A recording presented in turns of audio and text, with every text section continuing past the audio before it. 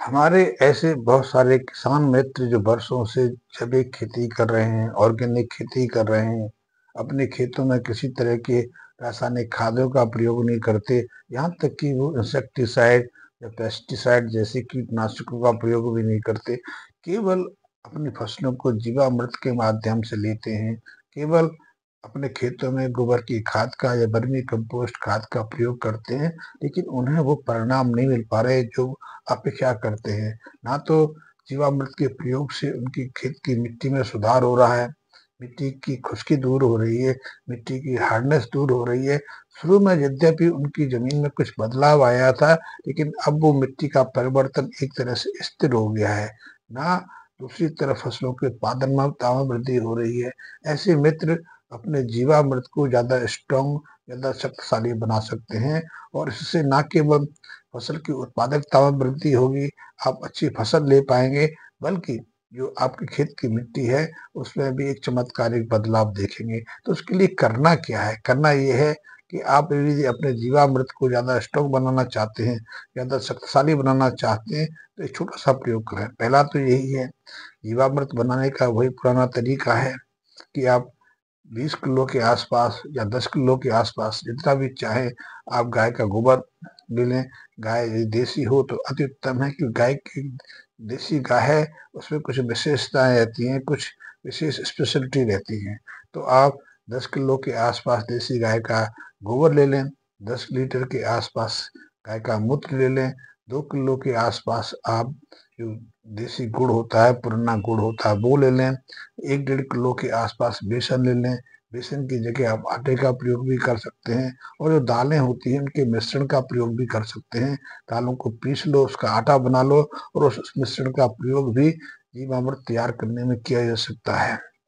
और आपको इसके अलावा एक मुट्ठी के आसपास, वैसे आधा किलो के आसपास, आप जो मेड़ होती है खेत की, उस मेड़ की मिट्टी ले सकते हैं, या फिर पीपल, बरगद, चाहे जामुन है, चाहे नीम है, चाहे आम है, उस पेड़ की मिट्टी, जो पेड़ है उसके पेड़ के नीचे की मिट्टी का भी प्रयोग कर सकते हैं। यदि आपके आसपास कोई जंगल है तो जंगल से भी आप जो वहाँ का जो कार्बनिक वेस्ट होता है तो उसका उपयोग भी किया जा सकता है, क्योंकि इस कार्बनिक वेस्ट में भी कई तरह के जीवाणु रहते हैं। तो इन सबको आप किसी प्लास्टिक के ड्रम में 150 पौने 200 लीटर के आसपास पानी भर के उसमें डाल दीजिए, उसको मिक्स कर दीजिए। और साथ में यदि आप हमारा जो गौमूत्र घनशत जो जो पाउडर है उसका भी इसमें 100 ग्राम के आसपास मिश्रण कर दीजिए। वो मिश्रण इसलिए कि हमारे गौमूत्र घनशत में हमारा गौमूत्र का जो क्षार पाउडर है वो कंसंट्रेटेड रूप है। हमने उसमें बहुत सारे सैकड़ों लीटर गौमूत्र को वाष्पीकृत करके उसकी जो भस्म है, उसकी जो पाउडर है, उसको एकत्रित किया है। तो उसमें बहुत तरीके के बायोकेमिकल्स इकट्ठे हो गए हैं, बायोहेंसर्स आ गए हैं। बायोहेंसर के बारे में आप जानते हो कि दूसरी जो रासायनिक रासायनिक पदार्थ होते हैं उनकी सक्रियता को बढ़ा देते हैं, उनकी गुणवत्ता में वृद्धि करते हैं। तो आप उसका प्रयोग कर सकते हैं। और यदि आप हमारे गौमूत्र इस क्षार का प्रयोग नहीं करना चाहते तो फिर उसकी जगह आप एक और प्रयोग करके देखिए, वो प्रयोग भी बहुत उत्तम है। उसके लिए भी आपको 10 लीटर के आसपास गाय का पुराना मूत्र लेना है।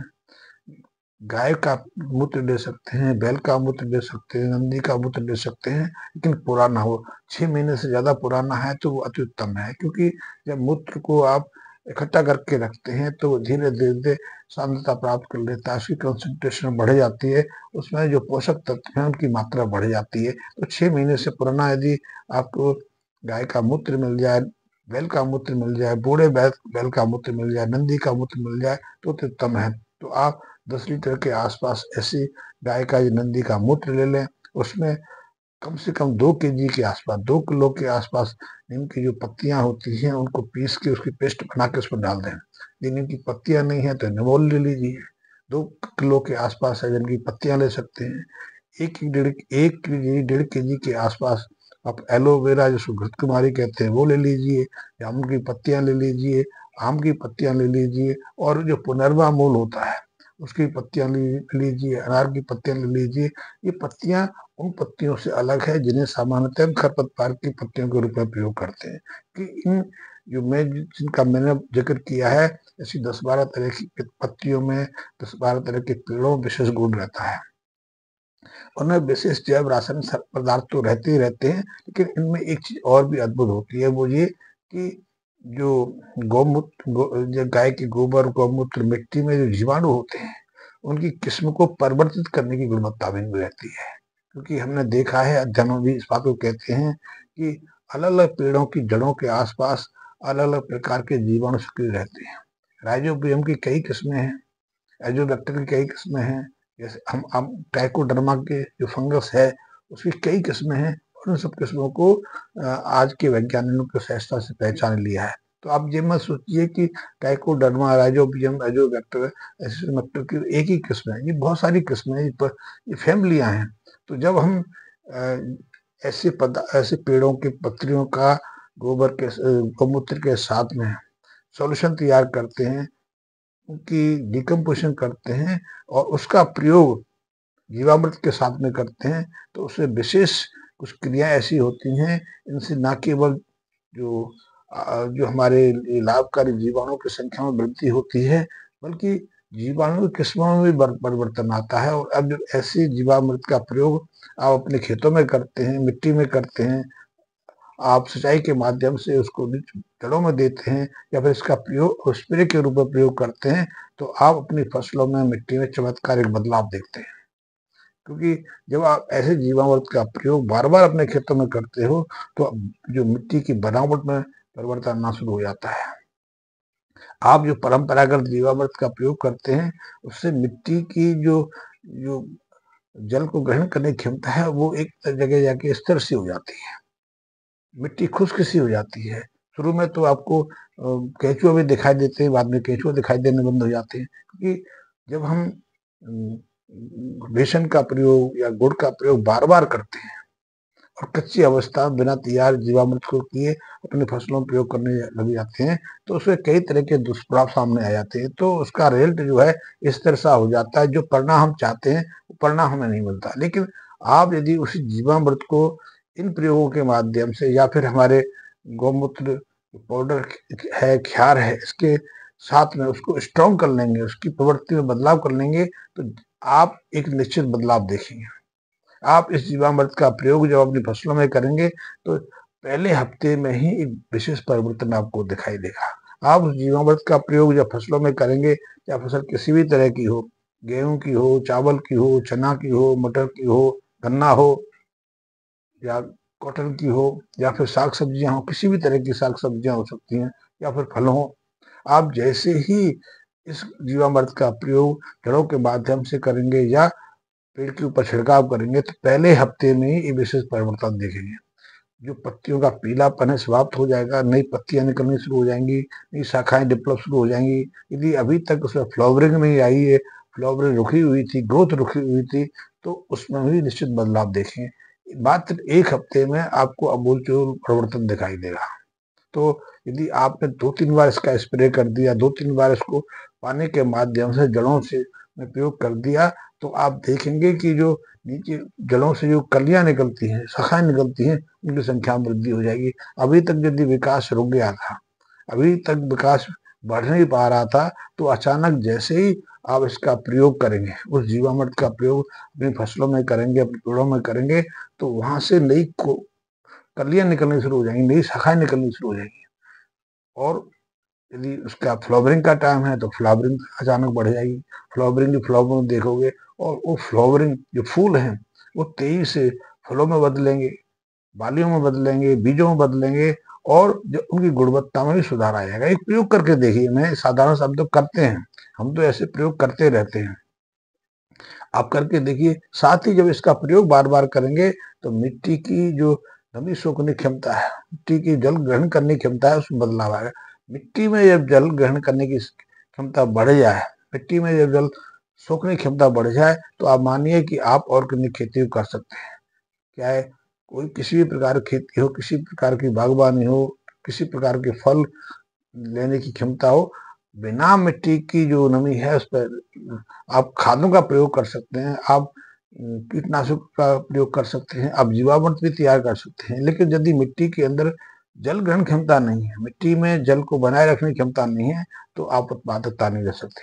लेकिन यदि बार बार आप नमी बनाने के लिए पानी देंगे, सिंचाई करेंगे, तो उससे समस्या एक और खड़ी हो जाती है। खड़ी वो हो जाती है कि वहाँ फिर मिट्टी में कई तरह के कीट पैदा हो जाते हैं, नेमेटोड्स पैदा हो जाते हैं, या फिर फसलों में ही कई तरह की बीमारियां लगनी शुरू हो जाती हैं। तो उससे बचना है तो मिट्टी में जल भराव की समस्या से दूर रहना है। हाँ, मिट्टी के अंदर नमी को बनाए रखना आवश्यक है। बिना नमी के ना तो अंकुरण का कार्य हो सकता है, सूक्ष्म मिट्टी में बीज वर्षों तक पड़े रह सकते हैं, लेकिन अंकुरण नहीं हो रहा। अंकुरण तभी होगा जब मिट्टी में नमी आएगी।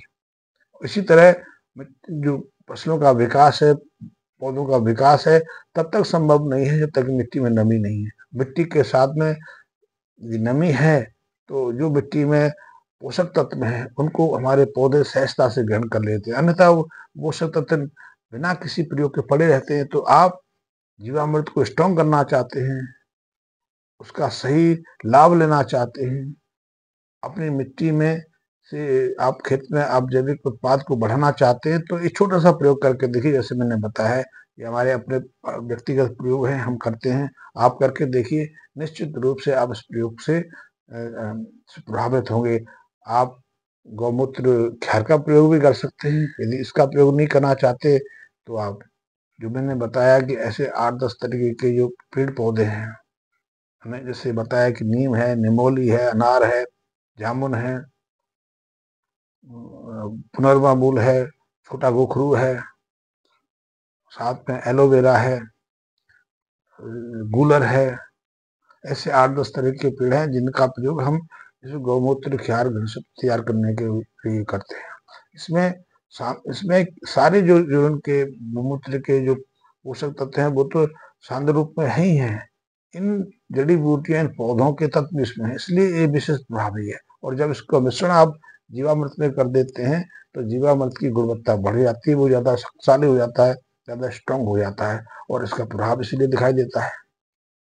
हम तो ऐसे प्रयोग करते हैं कि जो फसल कमजोर है, बीमार है, उसकी ग्रोथ नहीं हो रही है, पत्तियां कमजोर हो रही हैं, पीली पड़ रही हैं, या हमें लगता है कि अब हमारी फसल बचेगी नहीं, फसल बीमार हो गई है, ऐसे में हम मात्र इसी गोबर गौमूत्र घनश्रुत के माध्यम से उसमें नया जीवन डाल देते हैं। आप खुद करके देखिए। प्रयोग कोई ज्यादा महंगा नहीं, ज्यादा कठिन नहीं, कोई ज्यादा रॉकेट साइंस नहीं, सहज सा है कि इसको पानी में घोल लीजिए। 50 लीटर 100 लीटर जितना भी आप पानी चाहो ले लो, इसको सिंचाई के माध्यम से जड़ों को दे दो, साथ ही इसका स्प्रे कर दो। स्प्रे का लाभ ये रहता है कि पत्तियों को ये सीधा से सीधा मिल जाता है, क्योंकि सारे कार्यवाही गतिविधि तो पत्तियों में होनी है। पत्ती में ही फोटोसिंथेसिस से भोजन का निर्माण होना है, दूसरे जो जो पदार्थ है उनका निर्माण होना है। तो पत्तियां इसको सहजता से सोख लेती हैं, और सोखेंगी तो अपनी गतिविधियां बढ़ा देंगी, अपनी अभिक्रियाएं को बढ़ाएंगी, और उसका सीधा परिणाम हमें पहले हफ्ते में दिखाई दे जाता है। यदि आपने 2-4 बार इसका स्प्रे कर दिया तो निश्चित मानिए कि आपने चमत्कार कर दिया। आपने अपने जो परिश्रम है उसको उसका परिणाम प्राप्त कर लिया। इस संबंध में कोई जिज्ञासा है, कोई प्रश्न है, आप इसको ट्रायल करना चाहते हैं तो निसंकोच मेरे मैसेज बॉक्स में कमेंट्स कर सकते हैं। मुझे व्हाट्सएप से भी अपनी समस्या दे सकते हैं, अपनी शंका के संबंध सूचित कर सकते हैं। अपना फोन नंबर देंगे तो मैं निश्चित रूप से आप संपर्क करके आपकी समस्या का निराकरण करने की कोशिश करूंगा। धन्यवाद मित्रों।